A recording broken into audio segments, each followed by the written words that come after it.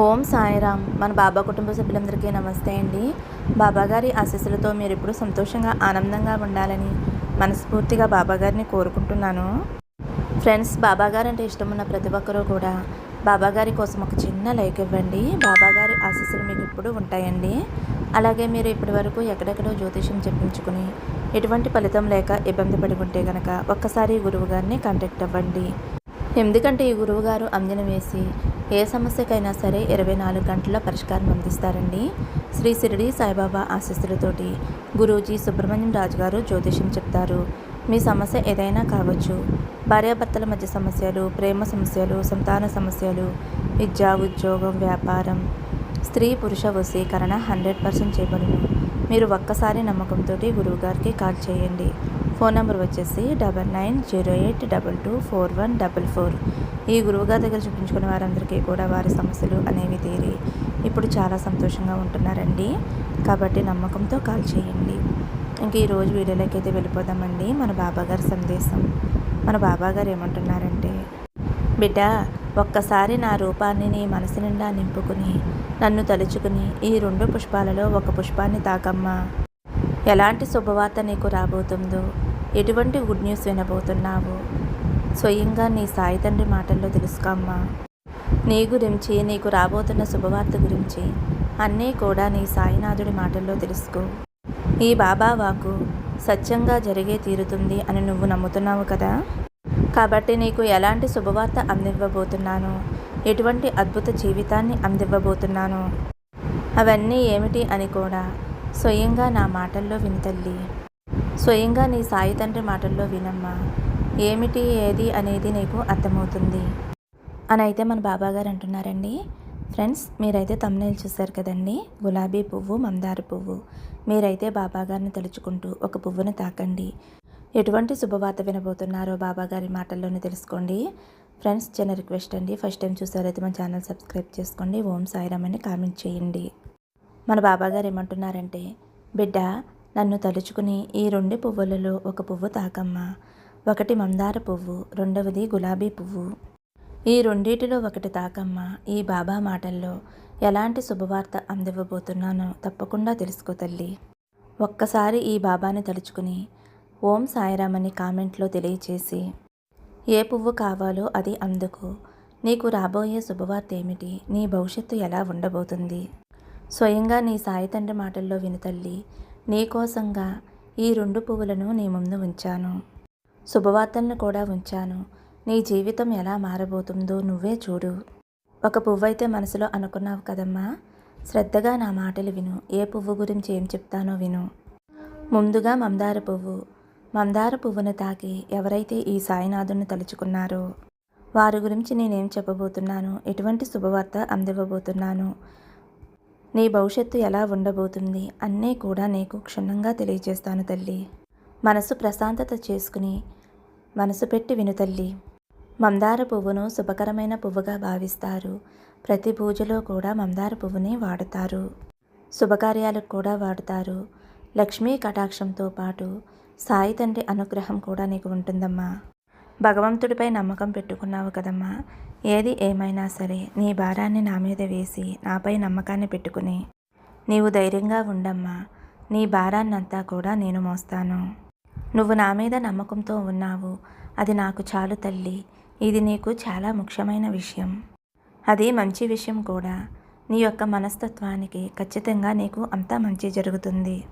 ఎందుకంటే తల్లి, భగవంతుణ్ణి మంచిగా నమ్ముతూ ఉంటావు. భగవంతుణ్ణి ఆరాధిస్తున్నావు అంటే నీ మనసు చాలా మంచిదై ఉంటుంది. నీ మంచి మనసుకి ఎంతో సహాయం చేసే గుణం కూడా ఉంది. అలాగే చాలా నిదానస్తురాలివి, అవును కదా. నీకున్న సమస్య అంతా కూడా నువ్వు అనుకున్నది జరుగుతుంది అని ఎదురు చూసి ఓపిక అనేది లేకుండా ఇలా ప్రార్థిస్తూ బాధపడుతూ ఉన్నావు. అందుకే తల్లి, ఈరోజు ఈ సందేశ రూపంలో నీ ముందుకు వచ్చాను. ఈ యొక్క సందేశమును వినాలి అంటే నీ సాయి తండ్రి అనుగ్రహం లేనిదే వినలేవు కదమ్మా. అలాంటిది ఈ సాయి తండ్రి అనుగ్రహం నీకు కలిగింది. ఇక నువ్వు నిశ్చింతగా ఉండు. కాబట్టి ఈ సందేశం నువ్వు వినగలుగుతున్నావు నా అనుగ్రహంతో. నువ్వు నమ్ముకున్న భగవంతుడు ఖచ్చితంగా నీకు మంచి చేస్తాడు. ఇప్పుడు నువ్వు అనుకున్నది ఖచ్చితంగా జరిగి తీరుతుంది కూడా. నువ్వు మంచి చేస్తే మంచి వస్తుంది, చెడు చేస్తే చెడు వస్తుంది. అలాగే నువ్వు కోరింది మంచిగా జరిగేలా, నీ మనసంతా కూడా ఆనందపడేలా నీ జీవితం చక్కగా ఉంటుందమ్మా. ఇక ప్రతిరోజు కూడా దేవుడు ఎందుకు నన్ను ఇలా పరీక్షిస్తున్నాడు, ఎందుకు ఇన్ని కష్టాలు పెడుతున్నాడు అని నన్ను అడుగుతున్నావు కదమ్మా.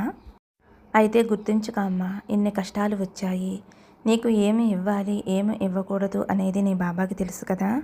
నీకు ఇవ్వవలసింది సరైన సమయానికి ఇస్తాను. మంచి ఇల్లు వాకిలి, మంచి కుటుంబ సభ్యుల్ని, కావలసిన సదుపాయాలని అన్నీ కూడా అందించాను. దీనికి మించి నీకు ఇంకేం కావాలి చెప్పు. అన్నీ ఉన్నాయి కదా. దీనికి మించి అత్యవసర వస్తువులు నీకు కావాలి. అప్పుడే నీకు కష్టాలు అనేవి వస్తూ ఉంటున్నాయి. ఎక్కువ కోరికలు అనేవి, ఎక్కువ ఆశలు అనేవి, వాటి వల్లే నీకు సమస్యలు అన్నీ కూడా తలెత్తుతున్నాయి.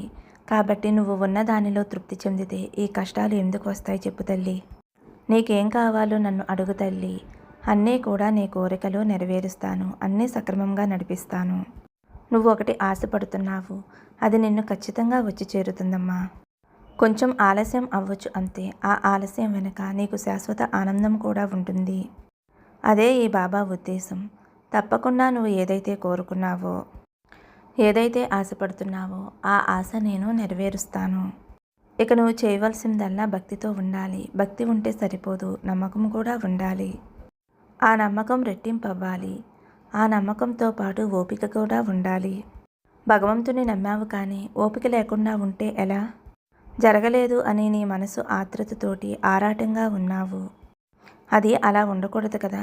నీ మనసు నిలకడ లేకుండా బాధ పెట్టుకుంటూ ఉంటే ఎవరికి నష్టం? నీ మనసుని హాయిగా ప్రశాంతంగా ఉంచుకో. జరిగేది జరగనివ్వు. అలాగే జరిగేది ఏది కూడా నువ్వు ఆపలేవు కదా. ఏది రాసిపెట్టి ఉంటే అదే జరుగుతుంది. ఎంత నిజమో నీకు నీ సాయి తండ్రిని అందిస్తాను. నీకు కావలసింది, నీకు ఆపద లేనిది, నీకు ఏం కావాలి, సంతోషకరమైందే నీ సాయి తండ్రి నీకు అందిస్తాను. ఎవరిని మాటలతో కానీ చేతలతో కానీ ఎవరి మనసు నొప్పించవు. అందరితోనూ దయగలిగి ఉంటావు. నీకు సుఖశాంతులు కావాలి అని ఏ విధమైన పాపాలు చేయవు. ఎవరితోనూ నిన్ను నువ్వు పోల్చుకోకు. ఎందుకంటే వారి వారి అర్హతలను బట్టి వారికి వస్తాయి తల్లి. నమ్మకంతో మంచి మనస్సుతో ఉన్న నీకు ఖచ్చితంగా భగవంతుని అనుగ్రహం నీకు పుష్కలంగా ఉంటుంది. నీ బాబాని చెబుతున్నాను కదా, ఎలాంటిది జరిగినా నీకు తిరుగుండదమ్మా.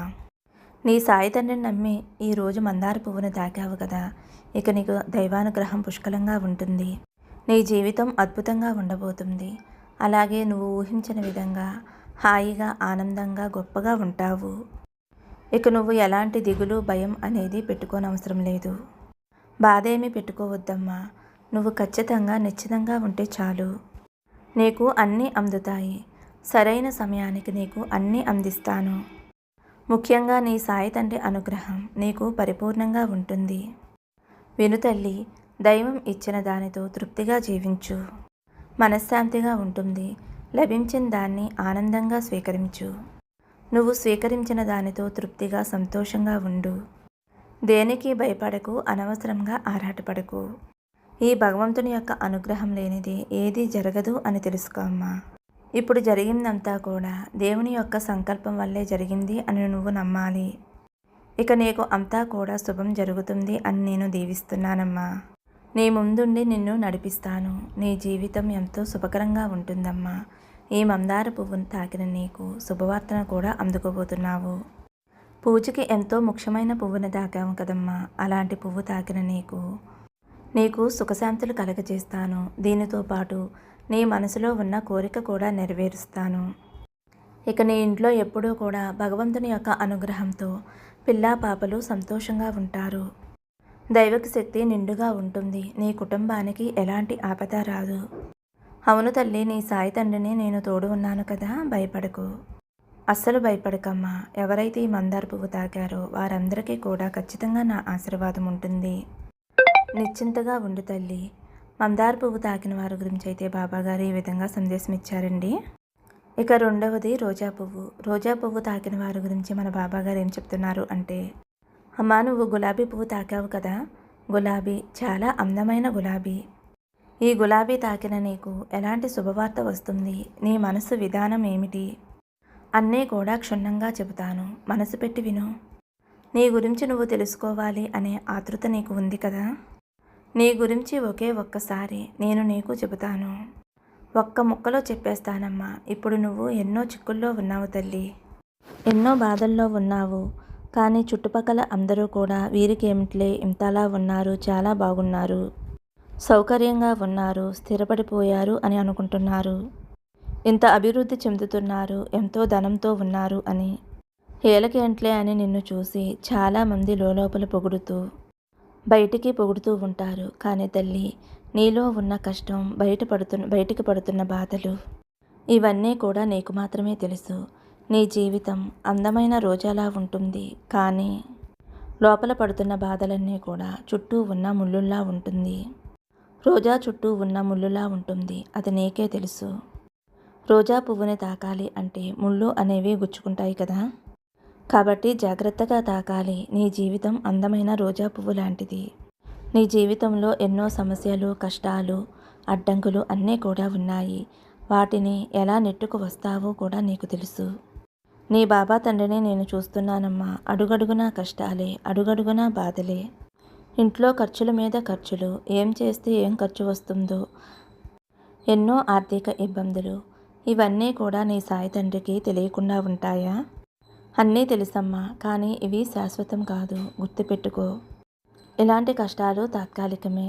ఈ కష్టాల గురించి నువ్వు ఆలోచించి మనసు పాడు చేసుకోవద్దు. నీ జీవితంలో ఉన్న కష్టాలు ఆ ముళ్ళు లాంటివే కదా, కాబట్టి ఆ ముళ్ళుని వదిలే అందమైన రోజాని మాత్రమే చూడు. ఆ రోజా అంటే నీ జీవితం. నీ జీవితం భవిష్యత్తు అందంగా కనిపిస్తుంది. ఇక నువ్వు చేయవలసింది ఏమిటి అంటే అందమైన రోజా పువ్వు లాంటి నీ జీవితాన్ని శాశ్వతంగా ఆనందంగా నిలుపుకోవటమే. దేని గురించి ఎవరి గురించి భయపడకు. నీ యొక్క పరిస్థితుల్లో మార్పులు చేసుకో. నీ యొక్క అనవసరపు ఖర్చుల్ని తగ్గించుకో, జాగ్రత్తగా ఉండు. నీ కష్టాలనేవి తీరిపోతాయి. ముఖ్యంగా నీ ఇంట్లో ధనం అనేది నిలబడటం లేదమ్మా. ఎందుకంటే నువ్వు నీ ఇంట్లో వారు ఎక్కువగా ఖర్చు పెడుతున్నారు. డబ్బంతా ఖర్చు అయిపోతుంది.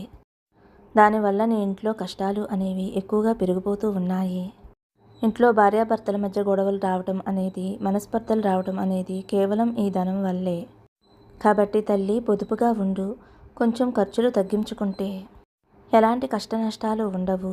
ఈ ధన కష్టం ఎన్ని రోజులు అని నన్ను ప్రశ్నిస్తున్నావు కదమ్మా. ధన కష్టం కూడా శాశ్వతం కాదు అని చెబుతున్నావు కదా. ఈ స్థితి మారుతుందా బాబా అని నన్ను అడిగితే కనుక తప్పకుండా మారుతుందమ్మా. నీ సాయి తండ్రిని మొక్కావు కదా. ఈ ఆర్థిక ఇబ్బందులన్నిటినీ కూడా తొలగిస్తాను. సంతోషంగా ఉండేలా నేను చేస్తాను. చిన్న చిన్న వాటికి డేలా పడిపోకమ్మా, ఇబ్బంది పడకు. ఎటువంటి చిక్కుల్లో ఇరుక్కోకుండా నిన్ను మంచి స్థాయిలో నిలబెడతాను తల్లి. పైకి కనిపించే అలంకారాలు కన్నా లోపల ఉండే గుణం చాలా మంచిది. అలాంటి మంచి గుణం కలదాని నువ్వు. అలాంటి నీకు మంచి చేయకుండా ఎలా ఉంటాను చెప్పు? నీ సాయి తండ్రి చెప్పే మాటలు గుర్తుంచుకో. అలాగే నీ నోటి నుండి వచ్చే ప్రతి మాట కూడా చాలా విలువైనదిగా ఉండాలమ్మా. అలాగే నీ నాలుకను, నీ కోరికలను, నీ కోపాన్ని అదుపులో ఉంచుకోవాలి. అప్పుడే నీ జీవితం నువ్వు అనుకున్నట్టుగా ఉంటుంది, ప్రశాంతంగా ఉంటుంది. కోపాన్ని అదుపులో ఉంచుకున్నావు అంటే నీ జీవితం చాలా అంటే చాలా అద్భుతంగా ఉంటుందమ్మా. కోరికలు కూడా అదుపులో ఉంచుకోవాలి. అప్పుల పాలు కాకుండా సంతోషంగా జీవించవచ్చు. ఆర్థిక ఇబ్బందులు పాలవకుండా హాయిగా సంతోషంగా ఉంటావు. చివరిగా ఒక మాట తల్లి, కాడకు ఉన్న ముళ్ళుల్లాగా నీ జీవితంలో కష్టాలు ఉన్నా ఆ కష్టాలన్నీ తొలగిపోయి గులాబీ పువ్వులాగా అందంగా నీ జీవితం ఎంతో సంతోషంగా ఉంటుందమ్మా. నీకున్న ఆర్థిక ఇబ్బందులన్నీ కూడా తొలగి అతి త్వరలో ఒక మంచి స్థాయికి చేరుకుంటావు. కాబట్టి దేనికి కూడా భయపడకు, బాధపడకు. అనవసరమైన ఖర్చులు తగ్గించుకుని ఆనందంగా సంతోషంగా ఉండు. నీ జీవితం నీకు నచ్చినట్లుగా ఉంటుంది. అలాగే భగవంతుడు ఇచ్చిన దాంట్లో తృప్తిగా ఉండు. తృప్తి లేని దానికోసం ఆరాటపడవద్దు. జీవితం నీ కోసం చాలా ఉంది తల్లి. ఆనందంగా జీవించి నీ జీవితాన్ని సార్థకం చేసుకో. ఇక ప్రశాంతంగా ఉండు. ప్రశాంతంగా ఉండమ్మా. రేపు నీకు ఒక శుభవార్తను కూడా అందివ్వబోతున్నాను. నీ బాబాని నీకు తోడుగా ఉన్నాను కదమ్మా. ధైర్యంగా ఉండు. దేనికి కూడా కంగారు పడకుండా ఆనందంగా సంతోషంగా ఉండు అని అయితే మన బాబాగారు రోజా పువ్వుని తాకిన వారి గురించి ఈ విధంగా చెప్పారండి. ఫ్రెండ్స్, మన బాబాగారు ఏం చెప్పినా సరే అది మన మంచి కోసమే చెబుతారు కదండి. మరి ఈ సందేశం మీకు నచ్చింది అనుకుంటున్నాను. నచ్చితే ఒక చిన్న లైక్ ఇవ్వండి. సర్వే జనా సుఖినో భవంతు. సమస్తం సద్గురు సాయినాథార్పణమస్తు. శుభం భవతు.